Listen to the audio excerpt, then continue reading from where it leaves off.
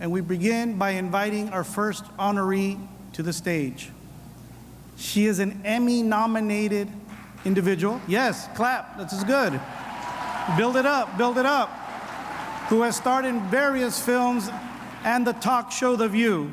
She is a strong advocate and a fierce leader in the Latino community, and she has been a champion for HIV awareness since 1991 and currently serves on the Presidential Advisory Committee for HIV/AIDS. Due to her evident passion for her advocacy, we are here to bestow her the LULAC National Award for Advocacy. Please help me welcome to the stage Emmy Award nominee, Rosie Perez.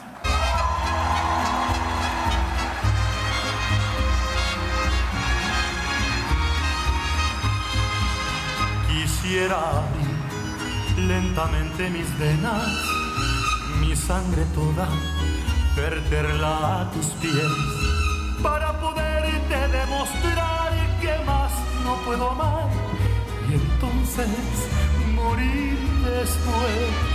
Y sin embargo... Oh, thank you.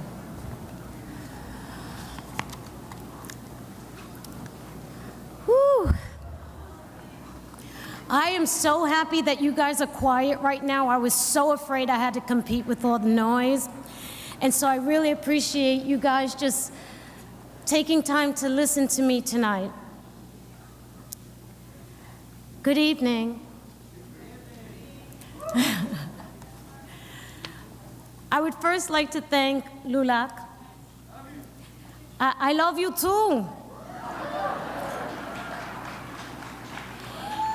I would like to thank Roger, its president, and the entire National Executive Committee. I would also like to thank David Chavez and his wonderful staff. I spent 2 weeks writing this speech, and I'm kind of going off the cuff, if you don't mind. Oh, good. I'm a co-founder of an organization, of a charity called Urban Arts Partnership. We service over 100 public schools, Title I schools, in New York City and in Los Angeles. We service about 15,000 kids per year, providing them with arts education integrated curriculums. Of those 15,000 students, they're always asking me, Ms. Perez, I hate when they call me Ms. Perez because it makes me feel really old. Ms. Perez, why did you do this? Why did you create this organization? Why did you stay with this organization for 22 years? Why do you fight so hard? And I tell these kids, these Title I students, predominantly African American and Latino, because I was you. I was one of you. I was poverty-stricken.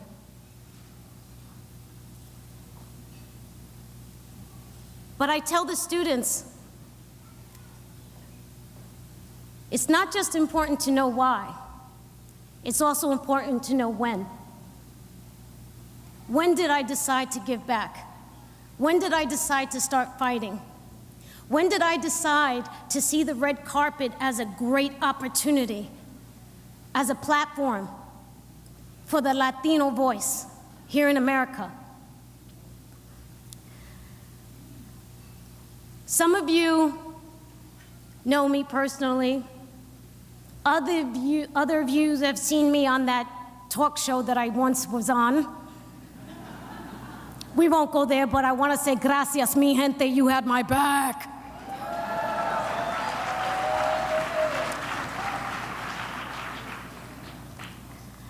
Some of you have read my book, and that's not a shameless plug, but okay, yeah, it kind of is, but anyway.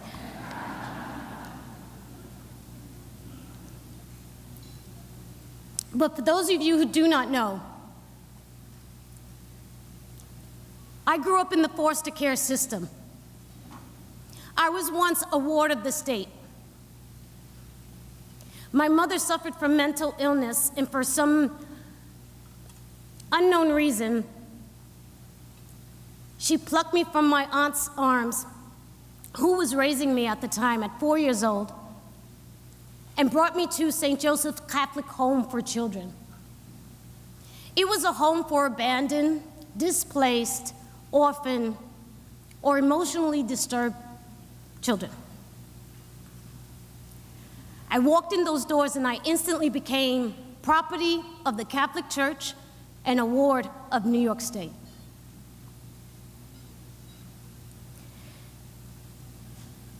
We talk about policy all the time. We talk about advocacy all the time. I want to bring it down to one person. And it's not just myself. I just want to represent all those kids that were in the home. You see, because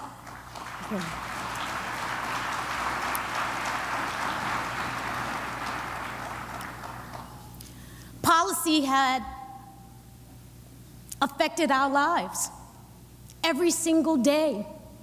Every time there was a new governor in New York, every time there was a new congressperson, a senator, every time there was a new mayor, laws were changed, rules were changed, and it affected us kids. And it didn't always affect us in a good way.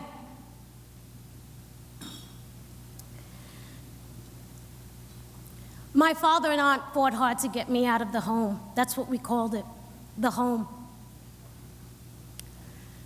But it took from 4 years old to 12 years old for me to get out.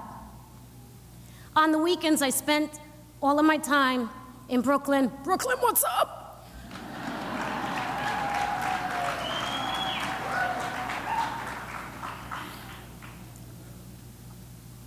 And I was forced to have home visits with my mother as well.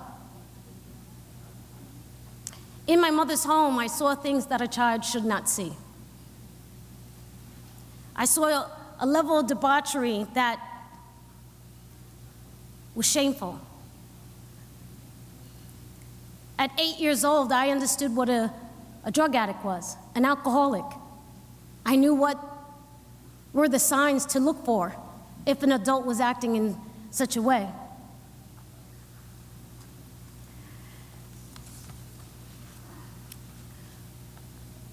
When I was 8 years old, the home, they had a new policy because of a person named Koch, Mayor Koch, before he was mayor.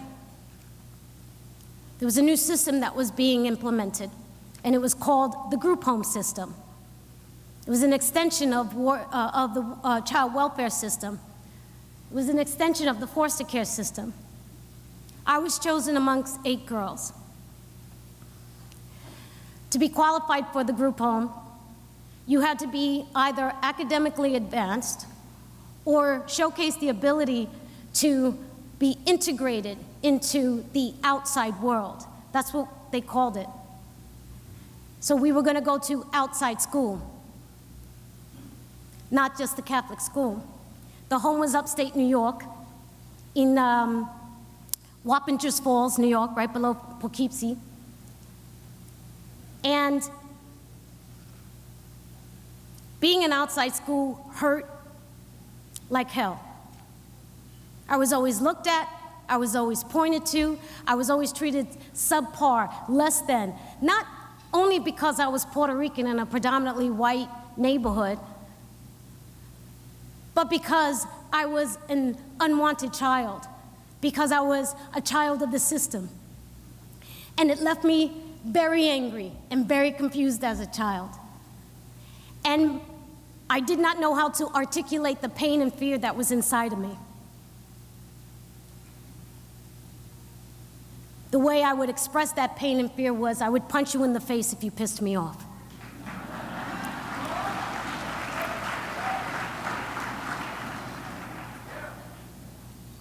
Then one day, one of the nuns who came to take over the group home,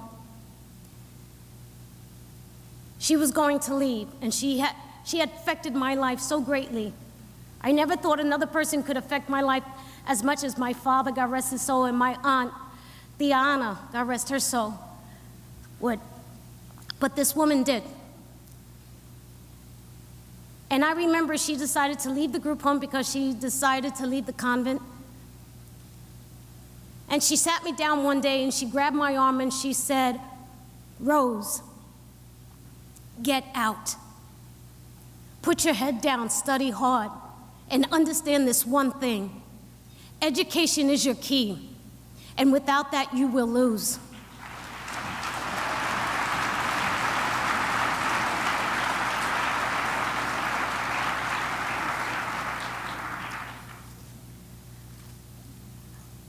I listened to her.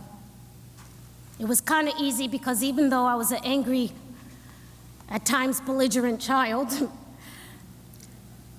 I was also a nerd. And it gave me the courage to be that nerd. But that's not when it happened for me. Every single day at the group home, we would walk out of the house just like all the other kids in the neighborhood who had a mother and a father that tucked them in at night. And when we get on the yellow school bus,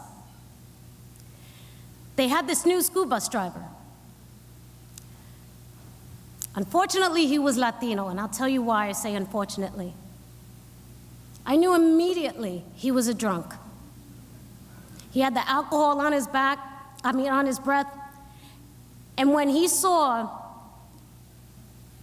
the African American and specifically the Puerto Rican kids that were in the group home with me, when we got on the bus, here I am, 8 years old, he said, "Hi, Mommy, how you doing?" I said, oh my gosh. He was in charge of us. He drove us to school. And the swerving and the fear of getting into a crash, it just got to me one day. It got to me one day. And I heard that nun's voice in my head. And I heard my aunt's voice in my head. She said to me, "Rose, you're so angry. You have the right to be angry, but I hope one day you understand you don't have the right to take it out on everybody else. And one day you are gonna find the right way to deal with that anger." That day happened on that bus. One day, he rode the bus off into a ditch. All of us kids were screaming and crying. He finally got the bus out of the ditch and he was gonna continue on his way. And I stood up and I said, "You will let me off this bus right now." All at 8 years old, isn't that fabulous? Oh, honey, I was fierce.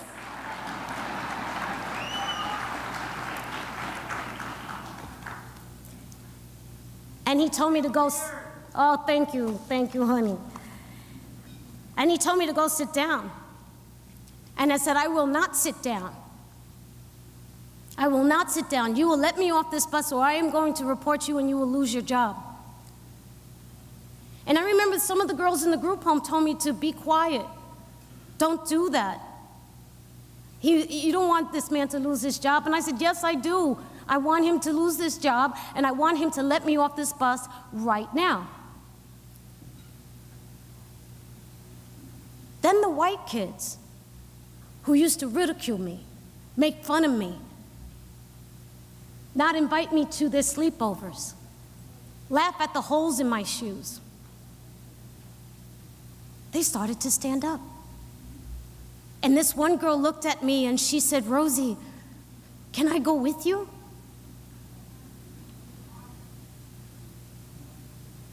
Sure. Come on! I got every kid off of that damn bus.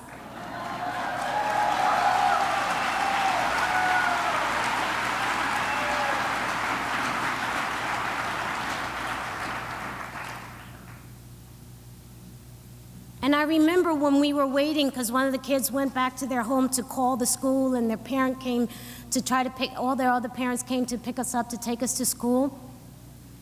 I remember standing there. And I was the only kid with a smile on my face. Because I realized that day I had power. just by standing up, just by saying, no, I will not take this anymore. And this is what this organization is about. This is how LULAC started. That was LULAC's moment of when. When do you become a fighter? When do you say it's enough? When do you say no more? We all have that ability. Even those scared white kids, that was their moment. They pushed through their fears and they stood up. That was their when moment. They became a fighter too by standing up and saying, I'm joining you in the fight. We all have it in us. We all have that moment. Think about it. Think about it.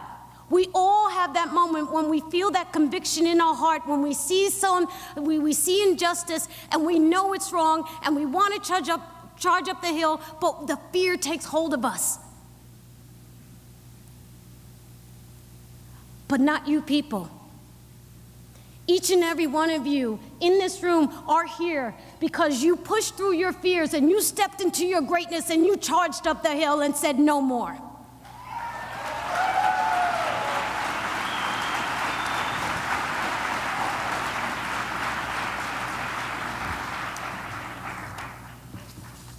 I don't tell you the story of me being part of the child welfare system for your pity. I do not. I tell this story to explain my journey, of graduating high school and being the first in my family, in my mother's family, to go to college.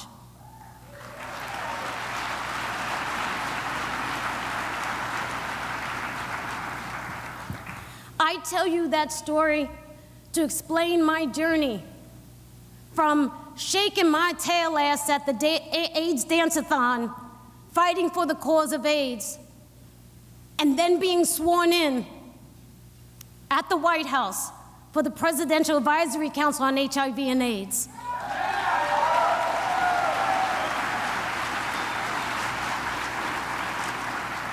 I tell you it because I am the proud first Latina on The View. I tell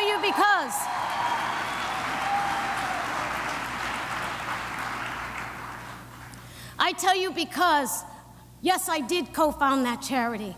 And yes, 15,000 kids a year have access to opportunity. I tell my kids all the time, what separates a privileged child from an underprivileged child is opportunity. That's it. That's the only difference.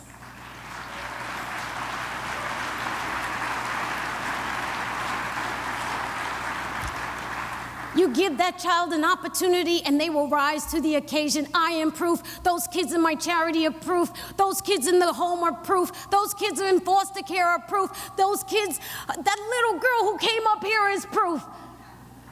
We are all proof of that. It is opportunity, and this is our mission. I know this sounds really strange right now, but I want to thank all the money people in the room, especially the corporate sponsorship, because you provide that opportunity. Yes, you do.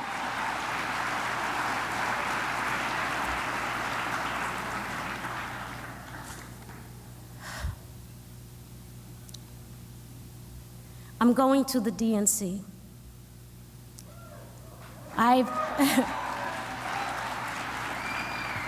Thank you. I humbly say to you, I am on the credentials committee, and I will be there. In full disclosure, my first response when I asked to be on the credentials committee, I go, you want me to pass out like lamlets, passies?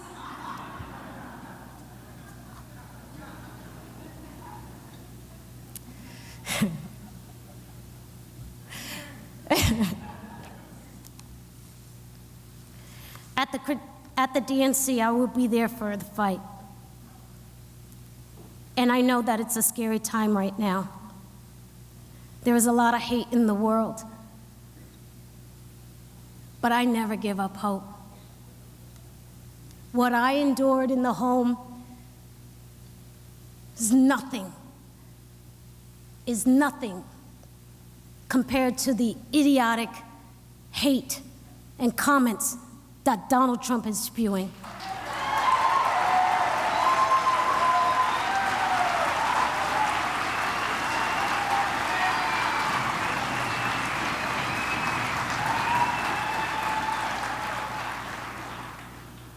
I know I'm preaching to the choir, but I want to tell the choir this. Pass it on. Tell the story to someone else who's scared to fight. Tell the story to someone else who's scared to put a comment of good on social media because they're afraid of the scorn and ridicule. Pass on your story of when you became that fighter, when you became a member of LULAC, when you became the president of a major corporation and decided to put your money where it counts. Tell your story, spread the love and the message of the good fight. Thank you, LULAC. I am so honored to have this award, and I thank you from the bottom of my heart, and I love you. Thank you.